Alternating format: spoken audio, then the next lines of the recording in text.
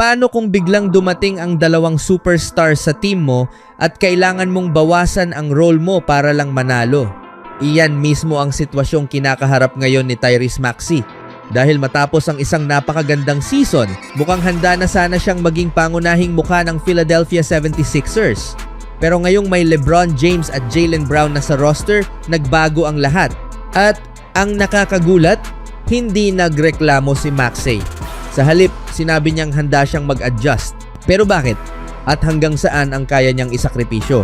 Yan ang malaking tanong habang papalapit ang bagong NBA season. Sa off-season, gumawa ng napakalaking moves ang Philadelphia. Nagdagdag sila ng dalawang established stars sa katauhan ni na LeBron James at Jaylen Brown. Sa papel, napakalakas ng lineup na ito.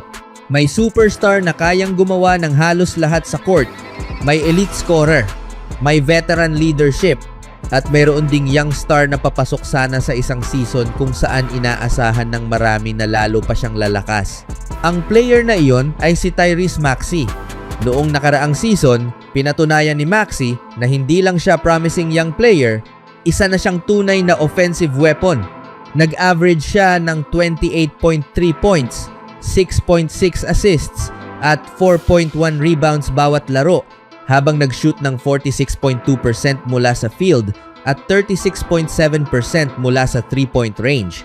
At kung titingnan ang kanyang development, makikita mong halos bawat season ay nadadagdagan ang kanyang scoring output. Kaya natural lang na may mga taong nagsimulang mag-isip, pwede na bang maging scoring champion si Maxey? Pwede na ba siyang maging unquestioned number 1 option ng Philadelphia? At baka sa wakas, dumating na ang panahon na siya na ang magiging mukha ng franchise. Pero pagkatapos ng off-season moves ng 76ers, medyo nagbago ang picture. Dahil paano mo bibigyan ng parehong volume si Maxey kung mayroon ka ng LeBron James at Jaylen Brown? At hindi pa natin isinama si Joel Embiid. Iyan ang malaking challenge ng isang super team. Hindi problema ang talent. Ang problema ay kung paano mo hahatiin ang bola. Isipin mo ang offensive options ng Philadelphia. May pagkakataong kailangan ng team ng LeBron.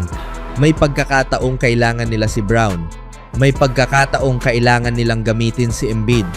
At syempre, may mga gabi kung saan si Maxey naman ang kailangang maging pangunahing scorer. Hindi pwedeng lahat ay mag-average ng parehong numbers. At iyon mismo ang naiintindihan ni Maxey. Sa isang episode ng Number on the Board podcast, nagsalita siya tungkol sa posibilidad na magbago ang kanyang role. At ang mensahe niya ay napakasimple. Gusto niyang manalo. Hindi raw siya masyadong concerned kung bababa ang kanyang scoring average basta nananalo ang team. At dito nagiging interesting ang kanyang mindset. Dahil posible raw na may games kung saan makaka 20 points lang siya. O baka 18. Pero kung manalo ang Philadelphia, okay lang sa kanya. Sa ibang gabi naman, maaaring kailanganin niyang umiscore ng 35. At may mga pagkakataon pa nga na kung hindi available si Embiid o LeBron, maaaring kailangan niyang umabot sa 45 points. Ganon din kay Jaylen Brown. May games na si Brown ang kailangang bumuhat. May games na si Maxey. At may games naman na si LeBron ang mangunguna. Ang mahalaga sa kanila ay ang resulta. At ito ang eksaktong sacrifice na kailangan ng isang super team. Dahil kung titingnan mo ang individual statistics, maaring may mga player na bumaba ang numbers. Pero kung ang kapalit naman nito ay isang malalim na playoff run, maaaring sulit iyon. At para kay Maxey, maaaring ito pa nga ang maging mas magandang opportunity. Bakit? Dahil hindi niya kailangang piliting maging number 1 option sa bawat possession. Kung may LeBron na kayang mag-create ng offense, may Brown na kayang mag-score, at may Embiid na dominant sa loob, maaaring mas maging efficient si Maxey. Hindi na kailangan niyang buhatin ang buong offense sa bawat gabi. At kapag dumating ang pagkakataong wala ang isa sa mga superstar, doon niya maaaring ipakita kung gaano siya kahalaga. Pero may isang malaking concern.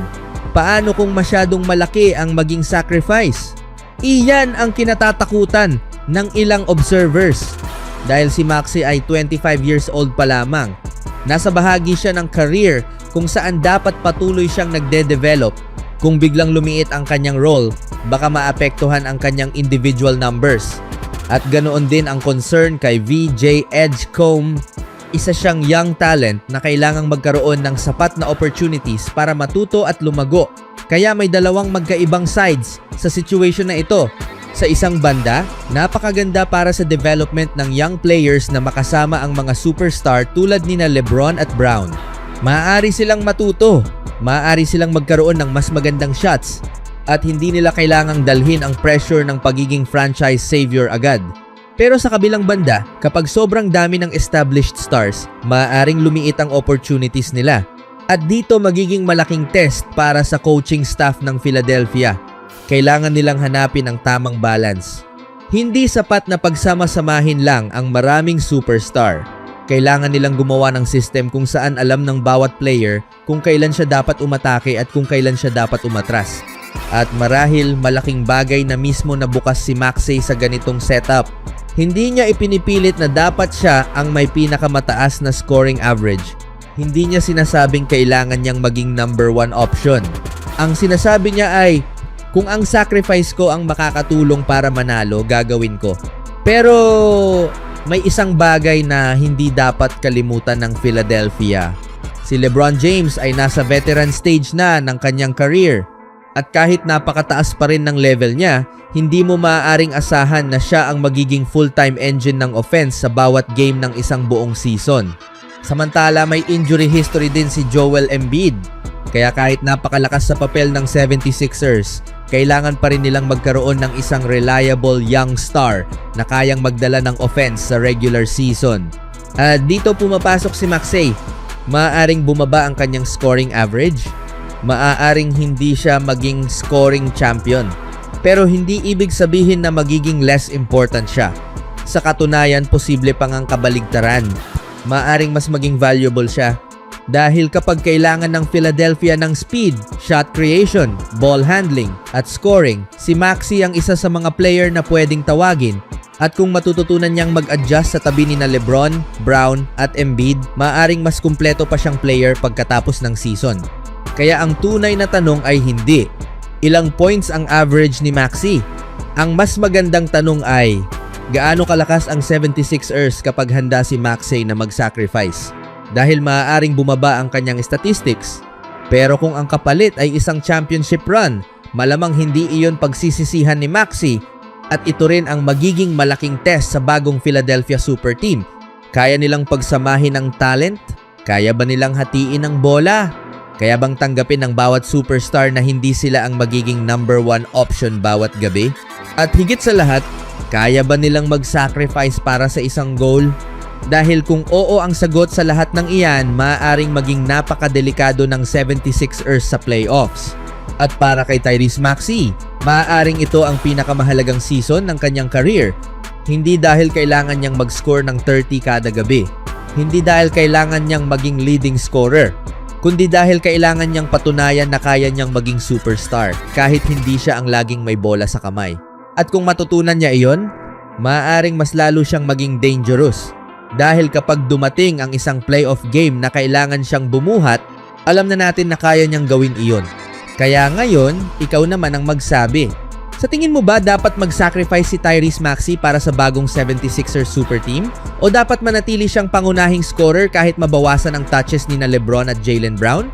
At kung maging successful ang setup na ito, sino sa tingin mo ang magiging tunay na leader ng Philadelphia 76ers? LeBron James, Jaylen Brown, Joel Embiid o Tyrese Maxey? Dahil isang bagay ang sigurado, hindi magiging boring ang season na ito para sa Philadelphia.